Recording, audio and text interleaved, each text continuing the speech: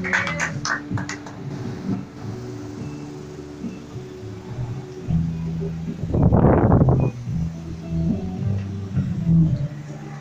con la entrada.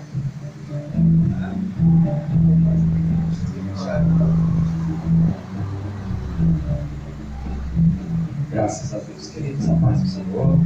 Amém.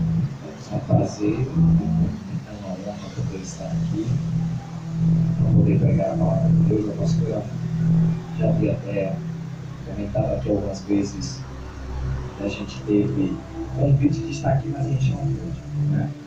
Mas própria Deus essa oportunidade, a gente fica feliz por essa oportunidade que Deus nos permite. Estou aqui bastante quebrado, cansado da correria do dia, alguns dias de agenda, e eu cheguei em casa hoje de Senhor, mais uma vez, eu tenho esse compromisso e eu quero fazer com amor, me ajuda. Como Marcelo diz, fique em casa. Ó, eu caí na tentação de chegar em casa, caí na cama. Quando eu caí na cama, o que aconteceu? O sono me pegou. Ainda bem que eu tinha um despertador humano. Minha esposa firme, 7h10, bora. Levantei e vim para cá. Mas confesso para os irmãos que o povo está pedindo descanso. Mas hoje à noite eu ainda tenho uma completa certeza que Deus continuará falando nesse lugar. Aleluia! Hoje assim,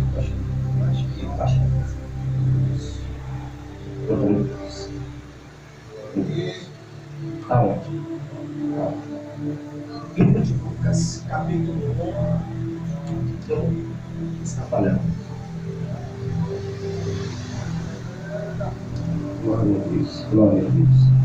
Livro de Lucas, capítulo 1.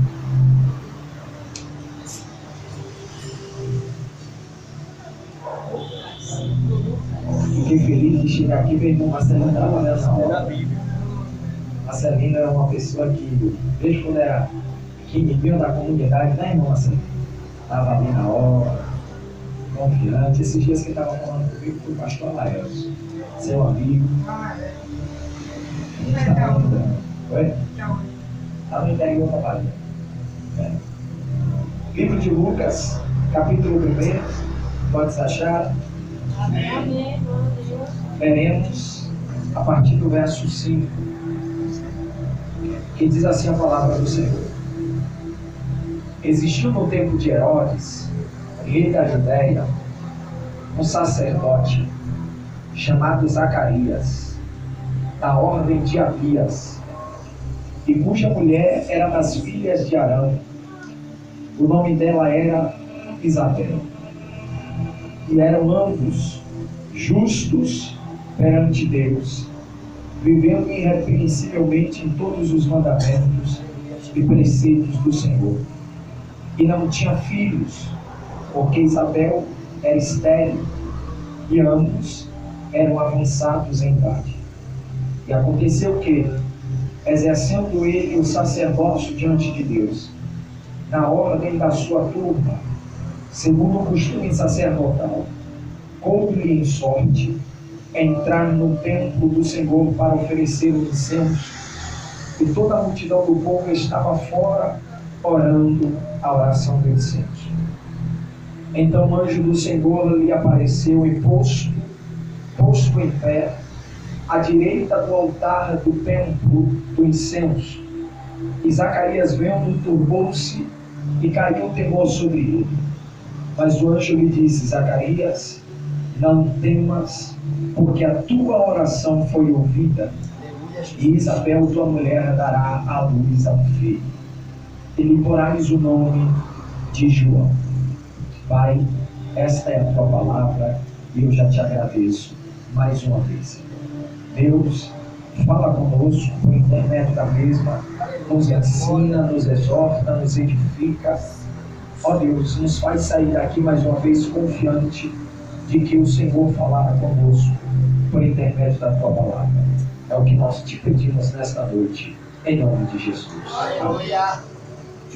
Irmãos, esse texto que a gente acabou de ler é um texto que traz algumas lições para nós. Eu gosto, pastor Rinaldo, todas as vezes que eu leio a Bíblia, fazer indagações, perguntar. Isso é bom, porque todas as vezes que a gente conversa com a palavra de Deus, no nosso espírito, Deus ministra a resposta. Aleluia, Jesus. Deus ministra aquilo que precisamos. Todas as vezes que eu leio esse texto, ou que eu leio a Bíblia, eu consigo extrair algumas lições muito especiais que Deus às vezes quer passar para nós. Quando eu olho para o texto do livro de Lucas, Lucas é um doutor que seguia Cristo, que servia Paulo, e que serviu a Cristo por meio de Paulo. A biografia conta que o Lucas foi o doutor que, no meio da trajetória de Paulo, na morte ou na queda de Eutico, Lucas se achega para dar o diagnóstico de que Eutico havia morrido. Quando Eutico cai da janela, que todo mundo olha e diz: Paulo morreu, caiu o menino, morreu. Paulo estava tendo um culto no 3º andar. E dentro dessa circunstância, Paulo para o culto e desce para poder ver o estado crítico que o menino estava. Porém, o texto diz que quando Paulo viu o menino no chão, ele abraça o corpo do menino e dá novamente a ele um espírito de vida pelo próprio corpo dele. Ou seja, a presença do Espírito que estava sobre ele. Por um abraço de Paulo, Deus transfere novamente a vida para o corpo de Eutico. Lucas, que estava lá, que deu o atestado de óbito, é o mesmo que vai comprovar que o menino vai voltar a viver. Aqui entra já um grande parêntese de aprendizado. É que enquanto nós vivermos com a presença do Espírito Santo, Aleluia, Jesus. não haverá morte para aqueles que estiverem perto da gente. Eu vou repetir para você guardar no seu coração. Todas as vezes que você carregar a presença do Espírito Santo, Glória! aonde tiver um ambiente de morte, Deus vai fazer ter vida por causa do Espírito que está sobre você. Não existem planos que vai ser falidos, existem planos que serão restabelecidos pelo poder da palavra e do Espírito Santo. Não existem sonhos que serão falecidos, existem propósitos de Deus que voltarão a ter vida, porque a presença do Espírito Santo transmite vida. Aleluia. Quando eu olho para esse texto, eu vejo a lição que Deus me dá através da vida de Glória a Zacarias. Deus. Primeira coisa que eu observo aqui, minha irmã, é que o texto vai dizer que Zacarias, ele era um sacerdote. Ele era o quê?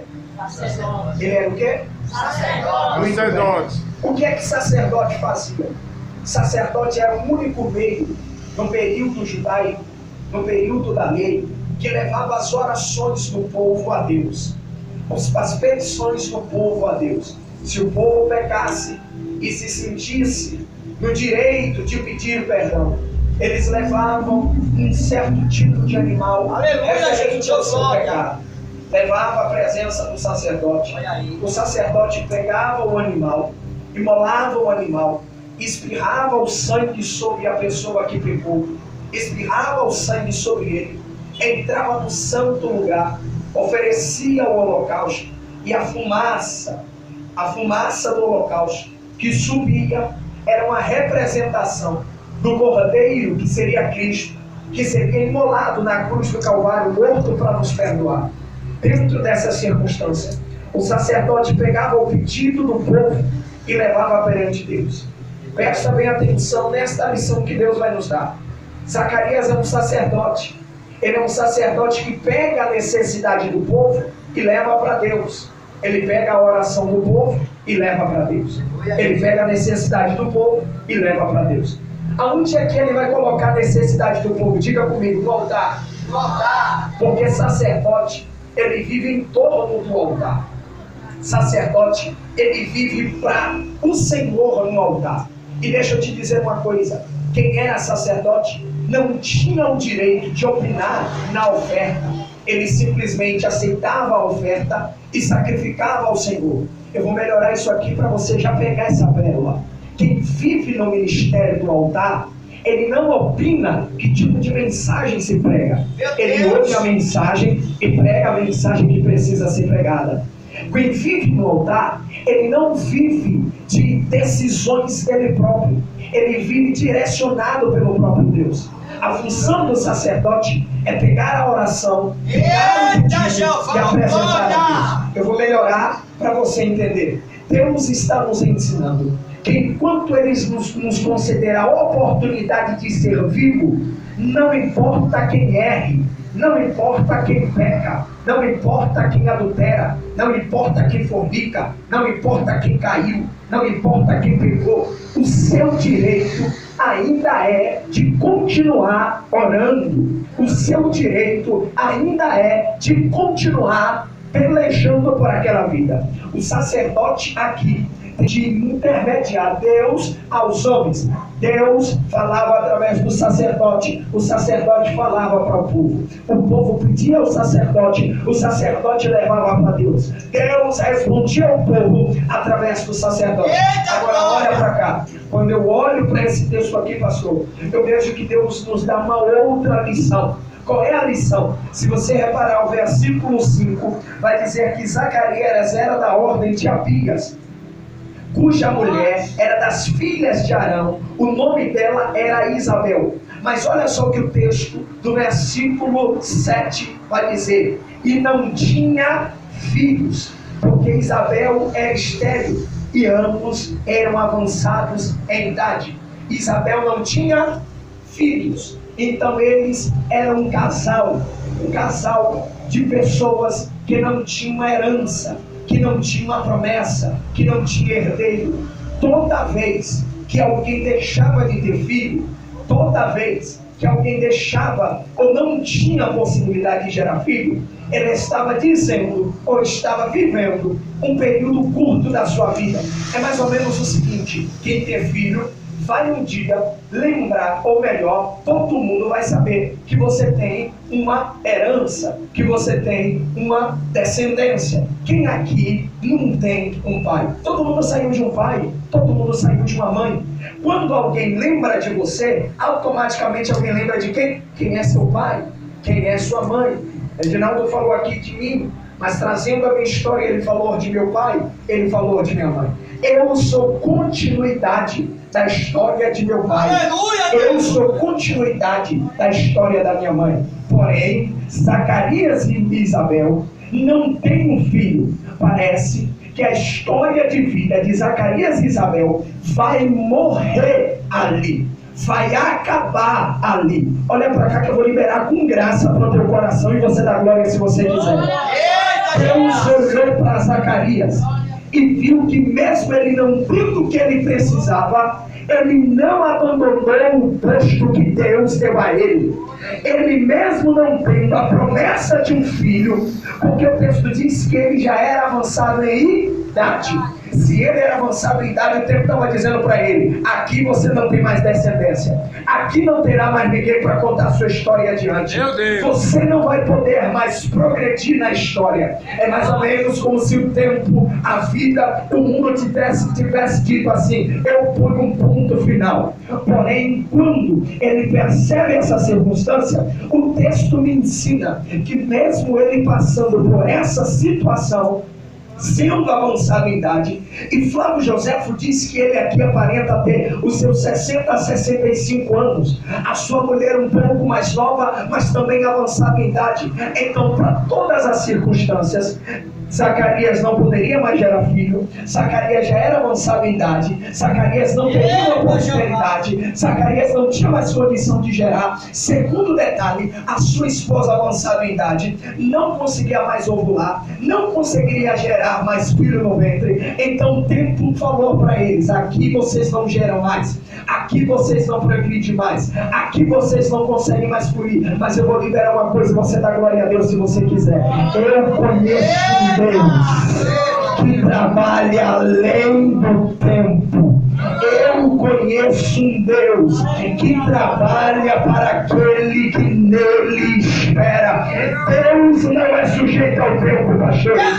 Deus não é sujeito ao tempo. O tempo que é sujeito a Deus. Parece que eu vejo Deus descendo, se é que existe a casa do tempo, uma conjectura de pregador. Parece que eu vejo Deus descendo descendo da casa do templo, batendo na porta do templo e dizendo: templo, eu vim aqui para a gente ter uma conversa. O que é? Lembra de Zacarias? Zacarias sim é avançada em idade, para ele não dá mais para ter filho, para a mulher dele não dá mais para gerar. Então o Senhor disse assim: tudo bem, só que eu sou o Senhor de Zacarias, e vim aqui para dizer: ele vai gerar um filho para a promessa.